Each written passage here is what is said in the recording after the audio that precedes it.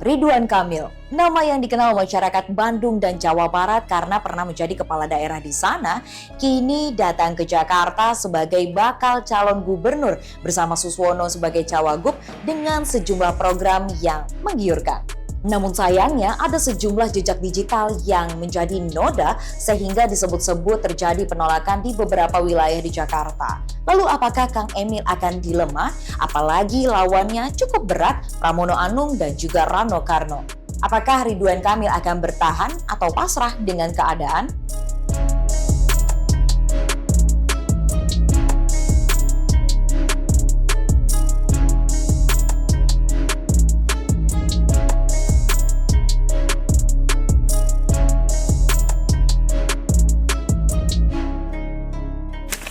Kunci membereskan Jakarta adalah mengatasi kekumuhan.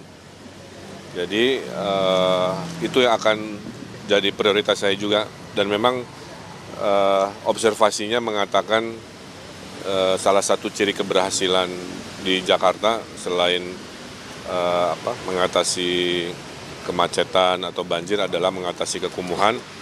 Dan mengatasi kekumuhan memang mayoritas adalah inovasi-inovasi arsitektural. Bagaimana membangun tanpa menggusur, memindahkan kan. Itu yang nanti jadi renungan saya untuk jadi program-program lah.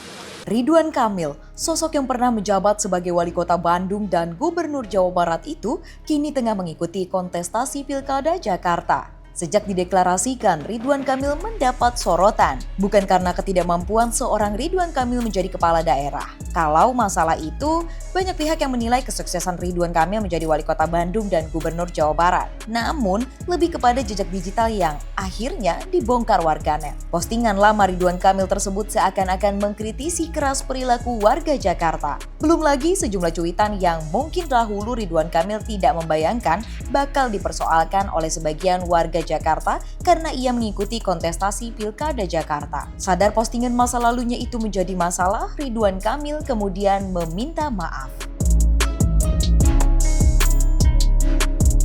Kini, Ridwan Kamil juga harus menerima kenyataan. Dikabarkan adanya penolakan atas kehadirannya di beberapa wilayah Jakarta. Meski sudah meminta maaf pula, namun tidak mudah untuk mempertemukan Ridwan Kamil yang bobotoh Persib dengan Jackmania. Apalagi dalam historinya, bobotoh dan The Jack bagaikan air dan minyak yang sulit dipersatukan. Nila setitik rusak susu sebelanga. Pepatah itu yang mungkin kini tengah dihadapi oleh Ridwan Kamil. Citra baik sebagai pemimpin daerah yang sukses seolah tertutupi oleh cuitan nakal dari Ridwan Kamil. Maaf sudah disampaikan, namun apakah semudah itu diterima?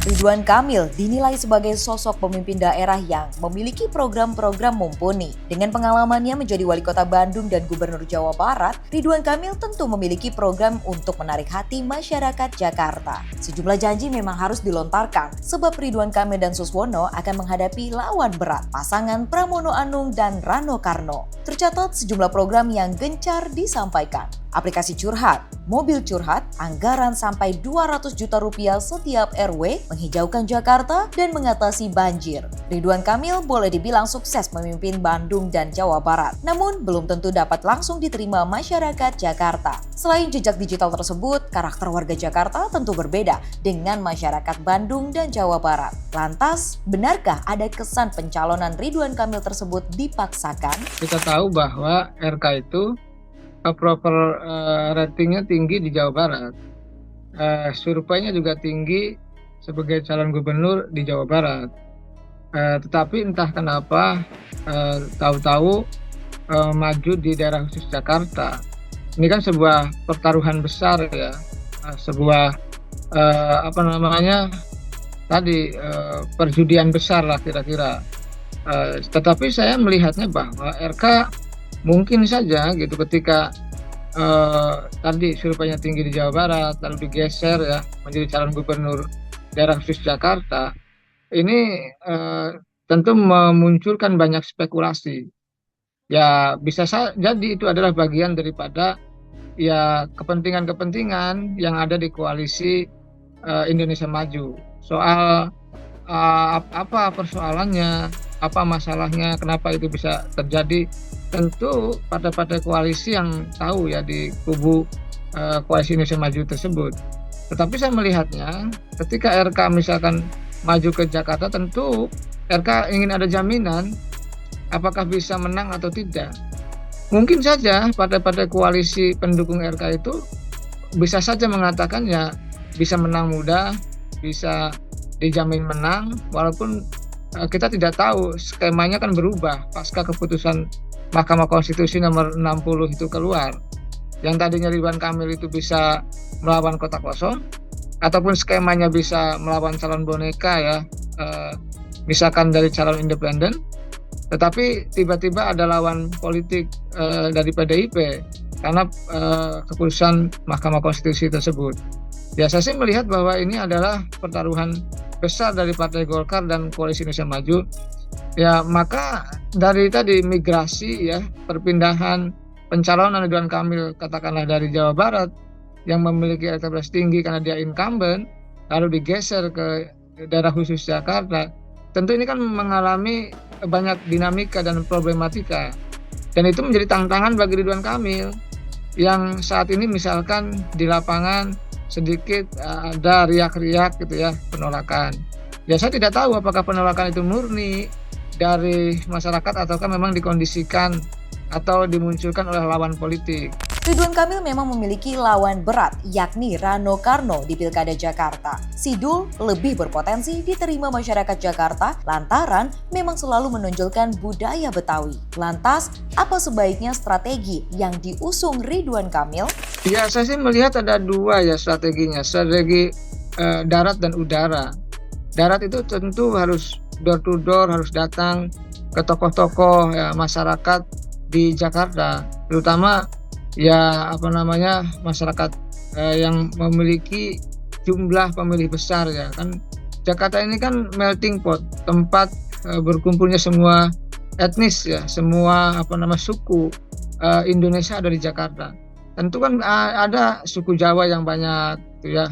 Lalu juga ada Betawi, ada Sunda, ada Batak, ada Minang, dan semua mereka yang sudah menjadi warga Jakarta ataupun yang berKTP Jakarta tentu harus didekati, harus ada keterikatan emosional, dan itu kan dalam waktu yang singkat harus bisa dengan cepat dilakukan oleh Ridwan Kamil dan Suswono. Ya, saya sih melihat masyarakat Jakarta atau warga Jakarta ini kan masyarakat terdidik gitu ya, masyarakat yang rasional, ya harus didekati dengan cara-cara yang yang baik, yang bagus, yang beradab, yang beretika, yang bermoral. Lalu juga ya tentu yang paling penting adalah mendekati mereka dengan menggunakan bahasa mereka. Kan kalau dalam istilah saya gitu, istilah agama, kalau ingin mendekati suatu komunitas atau suatu kaum dengan menggunakan bahasa kaumnya atau bahasa komunitas itu. Jadi kalau ingin mendekati masyarakat Jawa ya tentu pendekatan kebudayaan Jawa dengan tutur kata yang sopan, dengan baik. Lalu kalau ingin mendekati misalkan orang Betawi ya tentu dengan pendekatan gaya-gaya kebetawian gitu kan. Semua tadi simpul-simpul pemilih, semua tokoh masyarakat, ormas atau the Jackmania, siapapun yang punya hak pilih ya tentu harus didekati dengan cara-cara yang baik. Saya rasa warga Jakarta dan masyarakat yang beradab tentu ya akan menerima ya siapapun yang saat ini menjadi calon, asalkan tadi dilakukan dengan pendekatan-pendekatan yang baik begitu kepada mereka. Ya, tentu semua kandidat punya potensi sama untuk bisa menang gitu. Sekarang tergantung dari tadi tingkat penerimaan dari warga Jakarta menjadi penting. Kalau kita ingin bicara soal kemenangan gitu, RK dan Pak Suswono atau katakanlah kandidat lain, maka paling tidak kan ada 4 variabel yang harus diukur, yang harus dinilai gitu, yang harus dilihat di antara banyak faktor atau banyak variabel yang lain. Pertama itu kan popularitas. Kalau kita uji popularitas ya seluruh kandidat semuanya populer, semuanya oke gitu ya. Lalu yang harus kita uji juga adalah elektabilitas, seberapa tinggi pasangan-pasangan itu gitu ya memiliki elektabilitas. Karena kalau popularitas itu belum tentu dipilih, karena kalau elektabilitasnya tinggi sudah pasti dipilih, karena elektabilitas itu soal keterpilihan. Yang ketiga itu kan isi tas, seberapa banyak logistik yang dimiliki gitu. Yang keempat kan akseptabilitas tadi, penerimaan warga Jakarta kepada para kandidat-kandidat itu. Ya saya sih meyakini tetap saja RK dan Suswono punya kans untuk bisa menang, untuk bisa unggul. Kenapa? Misalkan RK bergandengan, berpasangan dengan Pak Suswono, dan kita tahu, sama-sama tahu Pak Suswono adalah kader PKS. PKS menjadi pemenang Pileg di Jakarta, lalu juga kadernya juga solid.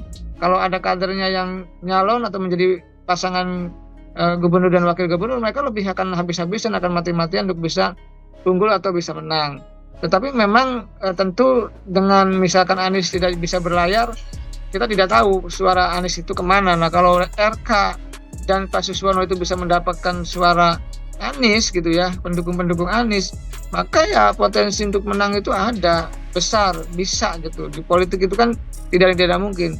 Yang kedua kan banyaknya partai koalisi itu mendukung RK. Nah kalau partai ini dimaksimalkan, kalau mesin partainya jalan, door to door dari bawah ke atas gitu ya. Nah tentu ini bisa menjadi kekuatan juga bagi RK.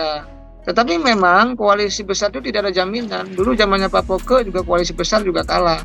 Tetapi itu kan dulu. Kalau sekarang kalau dimaksimalkan, belajar dari pengalaman tadi, maka bisa saja potensi koalisi besar itu ditata, diperbaiki, dikoreksi agar bisa mendapatkan kemenangan. Nah yang ketiga saya melihat ya, kalau kita bicara soal bisa potensi menang atau tidak, ya kan RK didukung oleh kekuasaan, oleh pemerintah. Nah ini kan memaksimalkan jaringan kekuasaan itu yang harus dilakukan agar ya bisa unggul dan bisa menang, dan itu sebuah kelebihan. Nah, PR saya ingin katakan atau tantangannya RK adalah tadi bagaimana dia bisa diterima oleh warga Jakarta, bisa mendapatkan simpati warga Jakarta, akhirnya bisa mencoblos. Kan tadi sudah saya katakan, penerimaan itu akseptabilitas.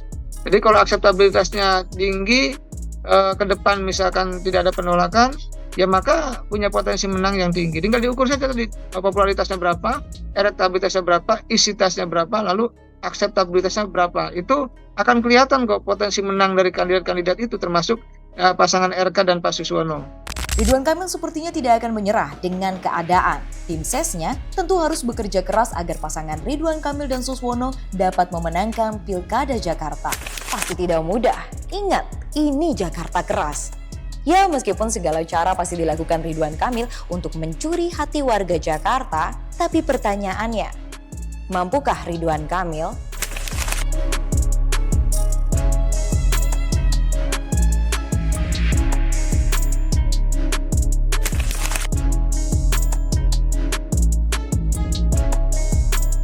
Ya pada dasarnya sih sebenarnya Ridwan Kamil itu bagus ya karena backgroundnya arsitek. Tapi saya nggak setuju sih, kenapa? Karena banyak kepentingan di belakangnya. Walaupun orangnya baik, terus kinerjanya bagus di Bandung, tapi menurut saya kurang cocok untuk jadi gubernur di Jakarta.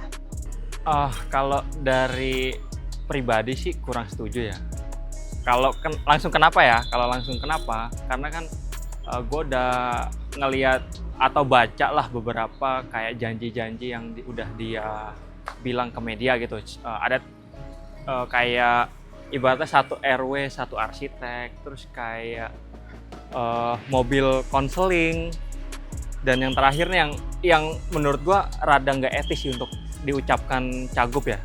Kalau gue dengar atau gue baca di berita, dia tuh katanya mengaku dekat dengan Prabowo kan.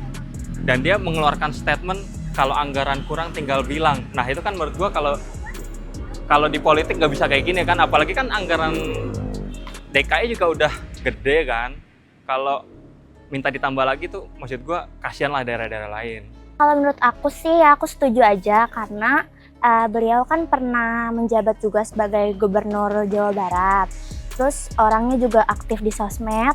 Jadi mungkin gaul dan masyarakat bisa lebih dekat sama masyarakat gitu.